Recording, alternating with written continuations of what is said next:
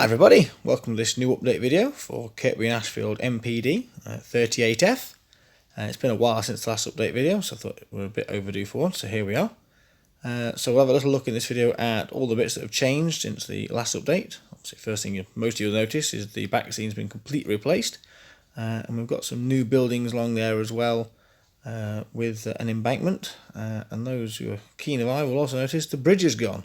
Yep, so big changes. So let's crack on with the video and see what I've been up to over the last few weeks and what's changed since you last saw the layout.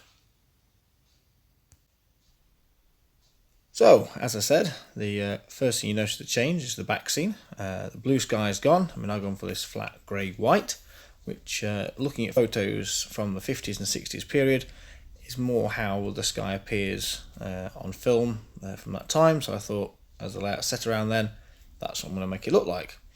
The house backs are all from scale model scenery. Get back in focus. There we go. These are paper and card kit, standard stuff from them, which I've modified a bit. You can see the house on the right there has got a different roof. All the chimneys have been adjusted, chimney pots and that sort of thing. The bridge is gone.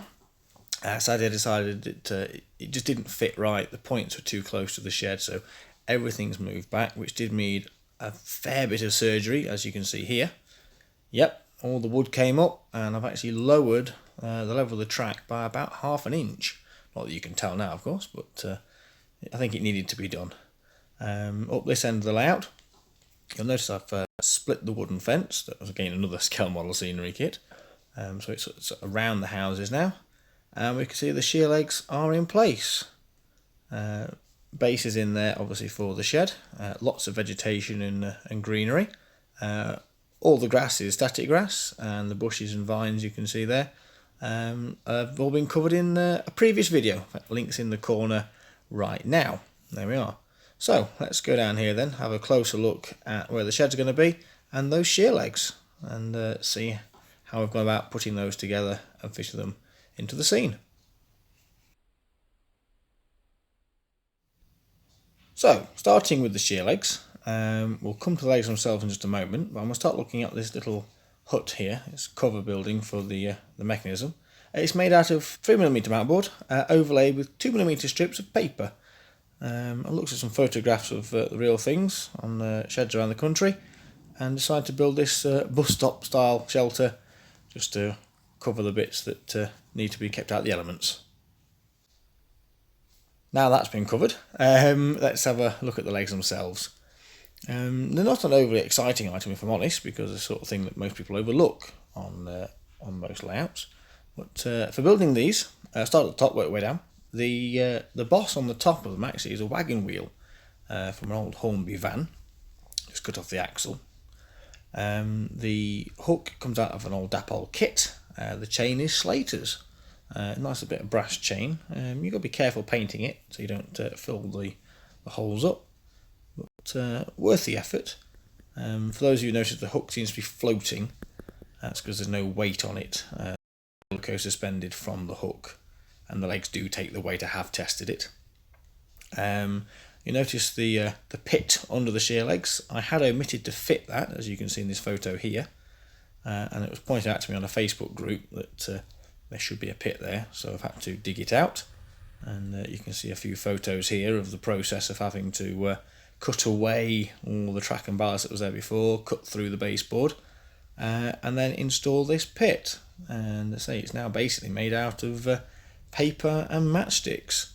So anyway, back to the shear legs. The legs on those themselves are actually made from coffee stirrers.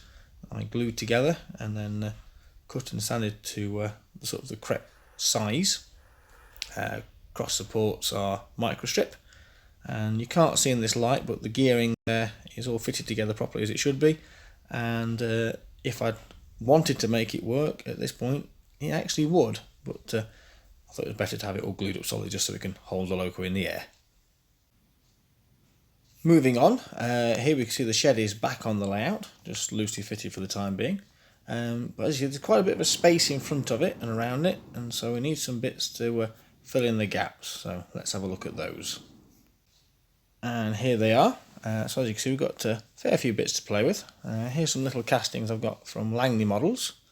Get that into focus. Here we are. So you can see there's a bench vise there, some oil cans, Little spanner I've started to clean up, got a few of those to do. Quite nice little bits, aren't they? Anyway, let's look at the other stuff. Here we go. Got these castings from Springside models. The barrels are actually Pico kits from the Wills range. We'll come back to those.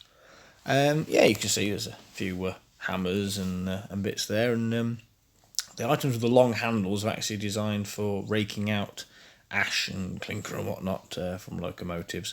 I've seen those in photographs dotted about sheds, so they'll be strategically positioned on the floor. Alongside those, got some more barrels here, and a bucket.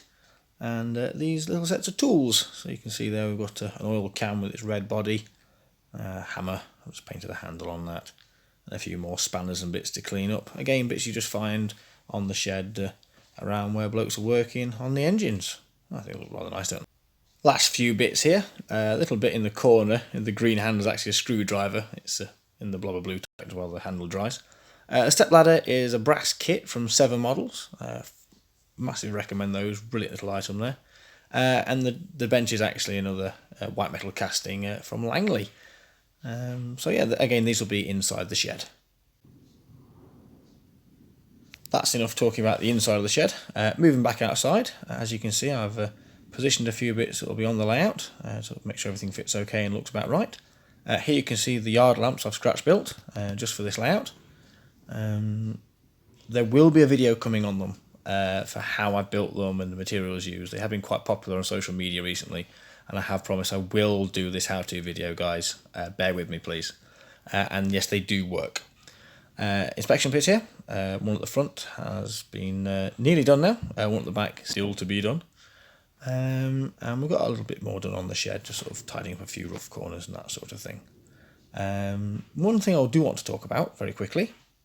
The layout was completely ballasted and done using the old PVA water technique method, way I do it in the corner. I'm going to try and get something new. Here, look, it's called Ballast Bond. It's new to me, because there's lots of coal dust and ash to be fitted still. And from what I've seen, this is the product to do it.